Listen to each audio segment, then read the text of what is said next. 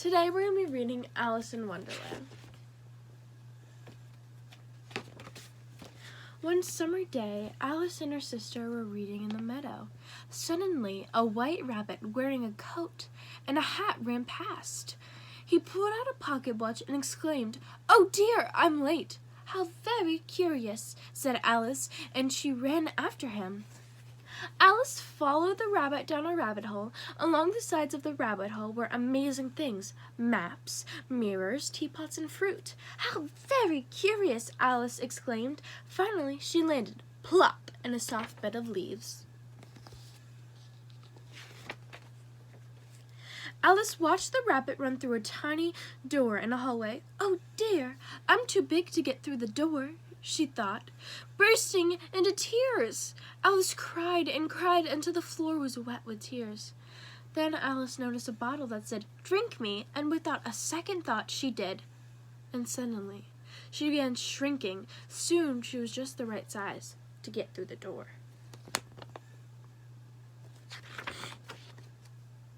Alice stepped through the door and splash! She was up to her chin in salt water. It was the pool of tears she had cried when she was so tall. "Oh dear, I don't want to drown in my own tears," she said. "Swim this way to the shore," said a friendly dodo bird. Just when she dried off, the white rabbit ran by her again, saying, "Oh my ears and whiskers, how late it is getting! The queen will have my head."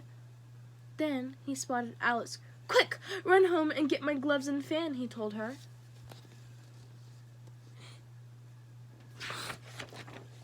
The rabbit's house was not far away. Alice quickly found a fan and gloves and another little bottle. Something interesting is bound to happen if I drink this," she said.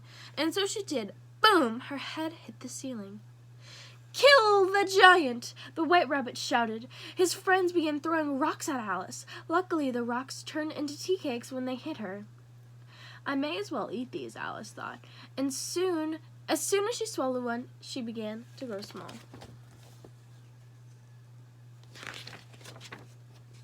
Finally, Alice was small enough to escape the rabbit's house.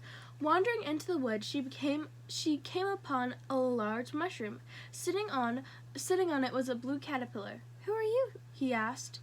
"I have been so many sizes today. I don't know who I am," said Alice. "But I don't think I am my size yet." "Well, I just have one thing to say," said the caterpillar. "One side makes you taller, and the other makes you shorter." "One side of what?" asked Alice. "Why, the mushroom," he said.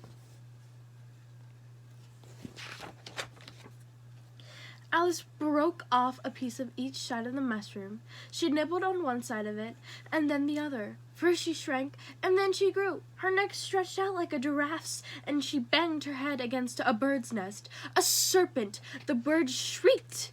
"Get away from my eggs!" "Oh dear," said Alice. So she nibbled more on the mushroom.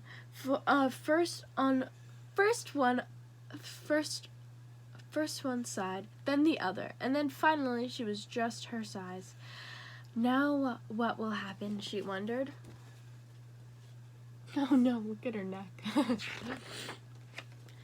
"Where are you going?" said a voice. Alice turned to see Cheshire the cat sitting in a tree. "I don't care where I'm going as long as I get somewhere," said Alice. "Then it doesn't matter which way you go," said the cat. "The Hatter lives this way, and the March Hare lives that way." And at that, the Cheshire cat began to disappear. First his tail, then his back paws. Finally, all that was left was his grin. Then that was gone too. "Things just get curiouser and curiouser," said Alice as she headed to the Hatter's house. The Hatter was having a tea on his lawn with the March Hare and a sleeping dormouse. When he saw Alice, he shouted, "No room!" "Why, there's plenty of room," said Alice, sitting down. "Have some tea," said the March Hare. Just as Alice had filled her teacup and put a cake on her plate, the Hatter shouted, "Change places!" Everyone got up and moved down a chair. Poor Alice found herself sitting in front of an empty cup and plate.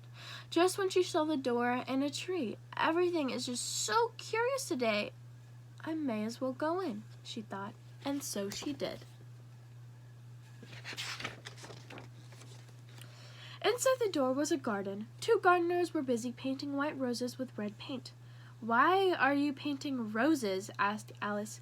"We are supposed to plant a red rose bush," said one gardener. If the queen finds out, it's off with their heads." It was the queen. "Never mind," said the queen. "Time for court." The Jack of Hearts was on trial for stealing the queen's tarts.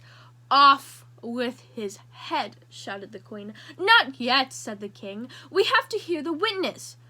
The first witness was the Hatter. He was told to take off his hat. "I can't," he said. "It isn't mine." "Then take off his head," screamed the queen. This is a very curious trial, thought Alice. Oh dear. Now I'm beginning to feel very curious. "Stop crowding me," the Dormouse said to Alice. "I can't help it," Alice replied. "I'm growing. Anyone taller than a mile must leave the court," declared the king. Everyone stared at Alice. She tried to stand up and knocked over the jury box. "Off with her head," the queen commanded her guards who surrounded Alice. "I'm not afraid of you," Alice declared. "You're just a deck of cards." All the cards rose in the air and flew at her. Alice screamed and suddenly found herself in the meadow again. "Wake up, Alice," her sister said. "You've had quite a nap." "I have had the most curious dream," Alice exclaimed, and she told her sisters all about her adventures. The end. I hope you guys enjoyed Alice in Wonderland.